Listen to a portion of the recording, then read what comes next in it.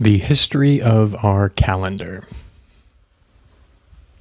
Memento Mori. Welcome back to Connerly's Chronicles. Today we'll discuss the history of the way that we organize the unending and relentless passing of time, the calendar. Today we'll be focusing just on the history of the Gregorian calendar, which is the one that we follow here in the West. We'll be talking about other ones later. As most history leads back to the beginnings of the calendar start with these stars. Astronomers during the earliest civilizations, like the Babylonians, kept track of the periods of orbit our planet travels around the sun by measuring constellations over time. Of course, they didn't yet know about celestial objects, but they figured out the basics of the seasons and determined a month to be 30 days, sometimes 29, since a year is an odd number after all. Then the Egyptians further developed the calendar and were particularly invested in doing so to track the regular flooding of the Nile. The Egyptians divided the calendar into 3 seasons: the flood season, the emergence season, and the harvest season. From there, they counted months for each of the seasons. This is all well and good, but we get the Gregorian calendar from the Romans.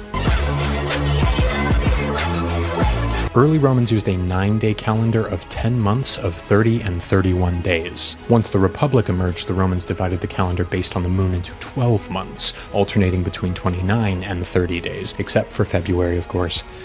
February. They also gave us the names of the months. The name of the month corresponded to the number of the month or to a Roman god or Roman festival. September used to be the 7th month, October the 8th month, and so on, but that changes when the Caesars hit the scene. When Julius Caesar and his nephew Augustus Caesar both live and die as the first and second Roman emperors, the months Quintilis and Sextilis, the 5th and 6th months, were renamed to July and August. I was born in July, and my brother, who I'm sure could tell you more about the Latin behind the names of our calendar, was born in August. Julius Caesar is the one who reformed the calendar to a 12-month solar calendar, moved January and February to the front of the year, and introduced leap years. The name calendar actually comes from Latin. The first day of the month was called the calend. The calendar we use today is no longer the Julian calendar, but is instead the Gregorian calendar. In 1582, Pope Gregory XIII reformed the Julian calendar into the beautiful and messy version we now use to keep track of birthdays and dentist appointments. There are many other religious and cultural calendars that we'll talk about soon. Let me know if there's a particular one you want me to cover. Do you have any interesting facts about the calendar?